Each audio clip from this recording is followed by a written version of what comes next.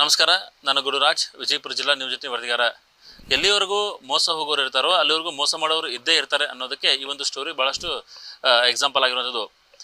ವಿಜಯಪುರ ಜಿಲ್ಲೆ ಸೇರಿದಂತೆ ರಾಜ್ಯದ ಬಹುತೇಕ ಜಿಲ್ಲೆಗಳಲ್ಲಿ ಈ ವ್ಯಕ್ತಿಯೊಬ್ಬ ಮೋಸ ಮಾಡಿದ್ದ. ಅಂದರೆ ನಿಮಗೆ ಸರ್ಕಾರಿ ಹುದ್ದೆಗಳನ್ನು ಕೊಡಿಸ್ತೀನಿ ಅಂತೇಳಿ ಮೋಸ ಮಾಡಿರುವಂತಹ ಹಿಂದೆ ಭಾಳಷ್ಟು ಪ್ರಕರಣಗಳು ನೋಡಿದ್ವಿ. ಆದರೆ ಅದರಲ್ಲೇ ಒಂದು ರೀತಿಯಿಂದ ವಿಚಿತ್ರ ಪ್ರಕರಣ ಇದು. ಏನಂತಂದರೆ ವಿಜಯಪುರ ಜಿಲ್ಲೆಯಲ್ಲಿ ಹಲವು ಪ್ರಕರಣಗಳಲ್ಲಿ ಬೇಕಾಗಿದ್ದ ವ್ಯಕ್ತಿಯನ್ನು 12 ವರ್ಷಗಳ ಬಳಿಕ ವಿಜಯಪುರದ APMC ಪೊಲೀಸರು ಬಂಧಿಸಿರುವಂಥದ್ದು.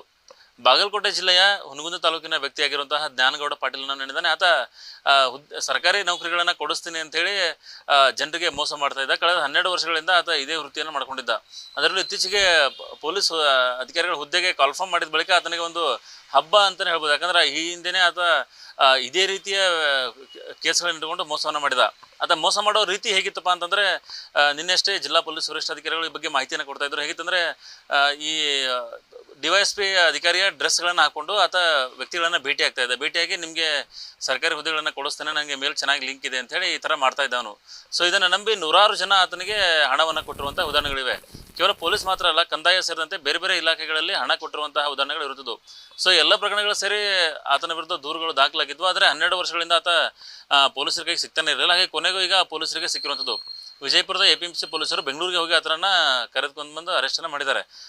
ಇದು ಒಂದು ಭಾಗ. ಆದರೆ ಈ ಥರ ಮೋಸ ಮಾಡೋ ಟ್ರಿಕ್ಸ್ ಹೇಗಿತ್ತಪ್ಪ ಅಂತಂದರೆ, ಒಂದು ಜಿಲ್ಲೆಗೆ ಹೋದ ಅಂದರೆ ಅಲ್ಲೊಂದು ಬೇರೆ ಹೆಸರಿಟ್ಕೊಳ್ಳೋದು. ಈಗ ಇಲ್ಲಿ ಜ್ಞಾನಗೌಡ ಅಂತೇಳಿ, ಬೇರೆ ಕಡೆ ಸಂಪತ್, ಈ ರೀತಿ ಪ್ರತಿಯೊಂದು ಜಿಲ್ಲೆಯಲ್ಲಿ ಒಂದೊಂದು ಹೆಸರಿಟ್ಕೊಳ್ಳೋದು, ಅಲ್ಲೊಂದು ವ್ಯವಸ್ಥೆಯನ್ನು ಮಾಡ್ಕೊಳ್ಳೋದು, ಅಲ್ಲೊಂದು ಸಿಸ್ಟಮನ್ನು ಮಾಡ್ಕೊಳ್ಳೋದು, ಅಲ್ಲಿ ಸಿಮ್ ಕಾರ್ಡ್ಗಳನ್ನು ತಗೊಳ್ಳೋದು.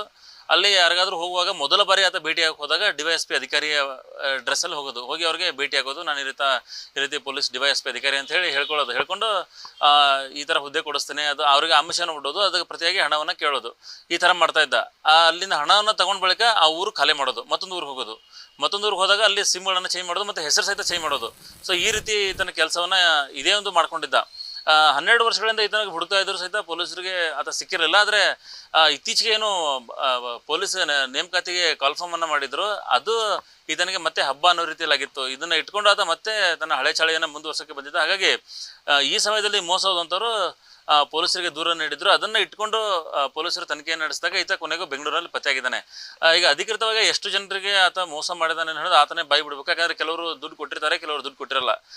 ದುಡ್ಡು ಯಾಕೆ ಕೊಟ್ಟಿರಲ್ಲ ಅಂದರೆ, ಇನ್ನೂ ಕೆಲವರು ನಮ್ಮ ಮಗನ ಭವಿಷ್ಯ ಹಾಳಾಗಬಾರ್ದು ಅನ್ನೋ ಕಾರಣಕ್ಕೆ ಅವ್ರ ಪೇರೆಂಟ್ಸ್ಗಳು ಬಹುತೇಕ ದುಡ್ಡು ಕೊಟ್ಟರು ಕೆಲವೊಂದು ಕಡೆ ಹೇಳಲ್ಲ.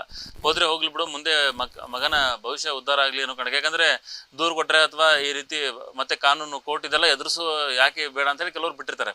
ಇನ್ನು ಕೆಲವರು ಕಾನೂನು ಹೋರಾಟವನ್ನು ಮಾಡ್ತಾರೆ. ಹಾಗಾಗಿ ಈಗ ಕಾನೂನು ಹೋರಾಟ ಯಾರು ಮಾಡ್ತಾ ಇದ್ದಾರೆ ಅವ್ರ ಮೂಲಕ ಈತ ಪೊಲೀಸರಿಗೆ ಸಿಗುವಂತಾಗಿರುವಂಥದ್ದು.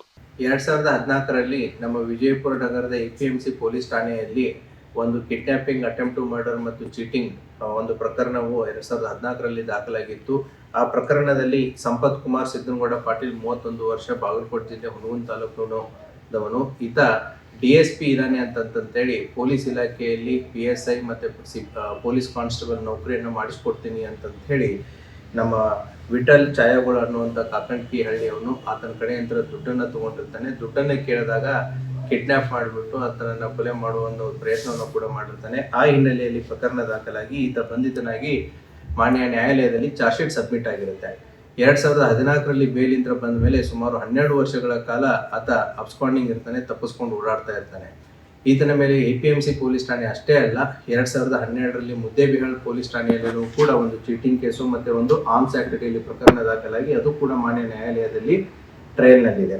ಇತ್ತೀಚೆಗೆ ತಾಳಿಕೋಟೆ ಪೊಲೀಸ್ ಠಾಣೆಯಲ್ಲಿ ಕ್ರೈಮ್ ನಂಬರ್ 121 2026 ಈತ ಅದೇ ರೀತಿ ನಾನು ಪೊಲೀಸ್ ಇಲಾಖೆಯಲ್ಲಿ DSP ಇದ್ದೀನಿ ಅಂತಂತ ಹೇಳಿ ಇನ್ನೊಬ್ಬರು ವಿಕ್ಟಿಮ್ ಕಡೆಯಿಂದ ಸುಮಾರು 8 ಲಕ್ಷ ರೂಪಾಯಿ ಮೋಸ ಮಾಡಿದ್ದೀನಿ, ನೌಕರಿ ಕೊಡಿಸ್ತೀನಿ ಅಂತಂತ ಹೇಳಿ ಇತ್ತೀಚೆಗೆ ತಾಳಿಕೋಟೆಯಲ್ಲಿನೂ ಕೂಡ ಪ್ರಕರಣ ದಾಖಲಾಗಿರುತ್ತೆ.